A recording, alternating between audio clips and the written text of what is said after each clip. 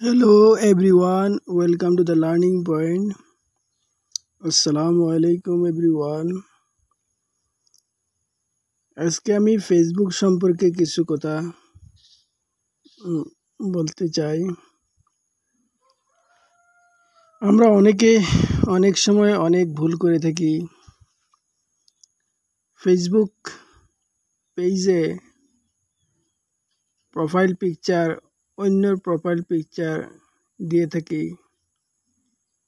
যাদের Facebook page আছে ওদের ফেসবুক প্রোফাইল পিকচার নিজের দিতে হবে। অন্যের বা মেয়েদের প্রোফাইল পিকচার লাগালে সেটা কখনো হবে না। আজকে আমি ফেসবুক সম্পর্কে রিল ভিডিও সম্পর্কে কিছু কথা বলবো। আমরা অনেকে অনেক সময় রিল ভিডিওগুলা আপলোড করে থাকি। অনেকে অনেক সময় অনেক ভুল করে থাকি। আমরা প্রথমে লক্ষ্য করতে হবে কন্টেন্ট কোয়ালিটি, এগুলোর উপরে আমরা ফোকাস করতে হবে। তো কন্টেন্ট যেটাই হোক, কন্টেন্ট যতই ভালো হোক, কিন্তু কোয়ালিটির উপরেও আমরা নজর রাখতে হবে। মোবাইলে ফ্রন্ট ক্যামেরার থেকে পিছনের ক্যামেরা দিয়ে রিল ভিডিওগুলা বানালে বেশি ভালো হয়। তারপরে হচ্ছে আমরা ভিডিওটা যখন আমরা এডিটিং করে শেষ করলাম, যখন আমরা আপলোড দিব, তখন আমরা 5 থেকে 6টা হ্যাশট্যাগ ব্যবহার করব। এই হ্যাশট্যাগুলা কিভাবে ব্যবহার করব সেই সম্পর্কে আজকে কিছু কথা বলবো। যে ভিডিও রিলেটেড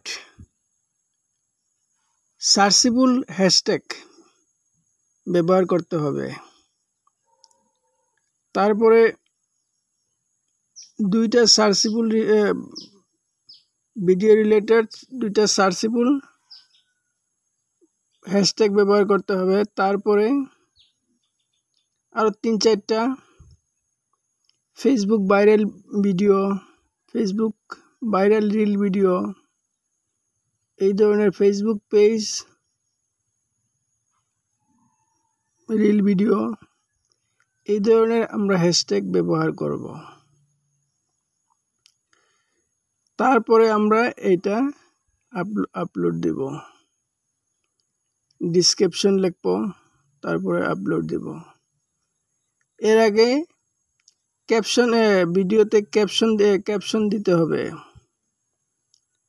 সবগুলা ক্যাপশন গুলা ঠিকঠাক মতো দেওয়া শেষ হলে তারপরে আমরা ভিডিও যখন আপলোড দিব তখন আমরা এই হ্যাশট্যাগুলা ইউজ করব।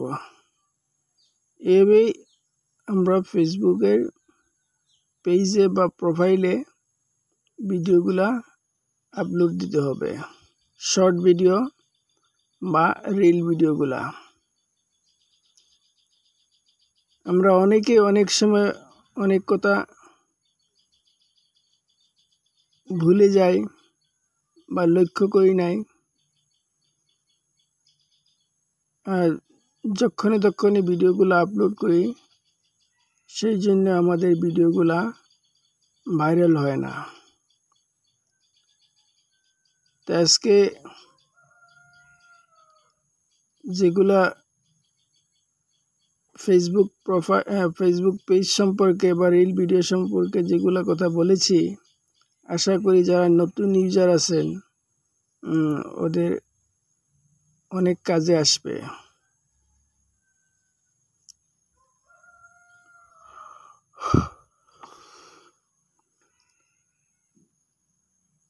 আর সবথেকে বড় কথা হচ্ছে যাদের পেজ আছে, পেজে যতই ডেইলি কমসে কম 3টা রিল ভিডিও, সকালে একটা